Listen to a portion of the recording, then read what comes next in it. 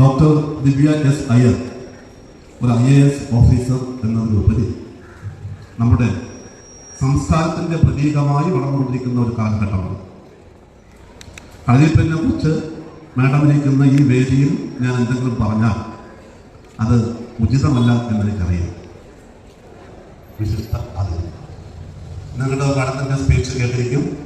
ഞാൻ സീനിയർ ആൺകുട്ടികളും പെൺകുട്ടികളുമായ 1250 പേര് ഇവിടെ പങ്കെടുക്കുന്നു. ഈ മത്സരത്തിൽ കളരിപ്പയറ്റിലെ മെയ്ത്താലി, കോൾത്താലി, അങ്കത്താലി, മുറംകൈ ഈ ഇനങ്ങളിൽ 13 ഇനങ്ങൾ, ചുവട് മുതൽ ഉരുൾപ്പയറ്റ് വരെ, മറപ്പച്ച കുന്തം, മെയ്പ്പയറ്റ് ഇത്യാദി 13 ഇനങ്ങളിലാണ് മത്സരം നടക്കുന്നത്. നമുക്കിന്ന് വളരെ വൈകി കൊണ്ടുപോയാലേ നമുക്ക് 3 ദിവസം കൊണ്ട് മത്സരിക്കാൻ പറ്റും. അപ്പോൾ അത് അതൊരു മേളത്തിൻ്റെ അറിവിലേക്ക് വേണ്ടി ഞാൻ സൂചിപ്പിച്ചെന്നുള്ളൂ. അതുപോലെ കളരിപ്പയറ്റിന് ഈ സമീപകാലത്തുണ്ടായ വളർച്ച, അഭൂതപൂർവമായ വളർച്ച. ഇവിടെ എത്തിയിട്ടുള്ള ഡോക്ടർ ദിവ്യ എസ് അയ്യർ,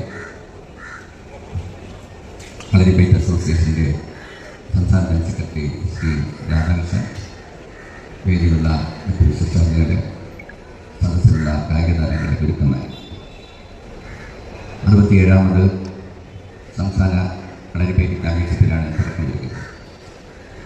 വിവിധ ജില്ലകളിലായി 1250ഓളം കായിക താരങ്ങൾ 3 ദിവസങ്ങളിലായി ഇവിടെ മാറ്റിവെക്കുകയാണ്.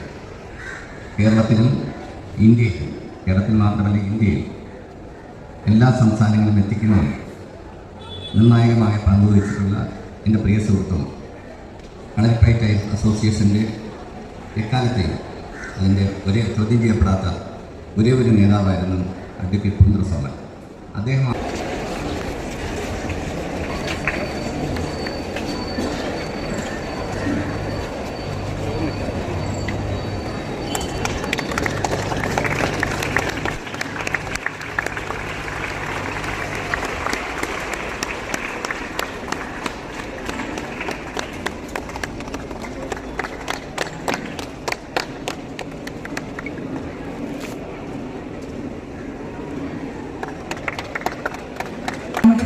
കേരള സ്റ്റേറ്റ് കളരിപ്പയറ്റ് ചാമ്പ്യൻഷിപ്പ് ഇന്ന് ഇവിടെ കേരള കളരിപ്പയറ്റ് അസോസിയേഷൻ ഭാരവാഹികളുടെയും നിങ്ങൾ ഓരോരുത്തരുടെയും വിശിഷ്ട സാന്നിധ്യത്തിലും ഉദ്ഘാടനം ചെയ്തതായി സസന്തോഷം.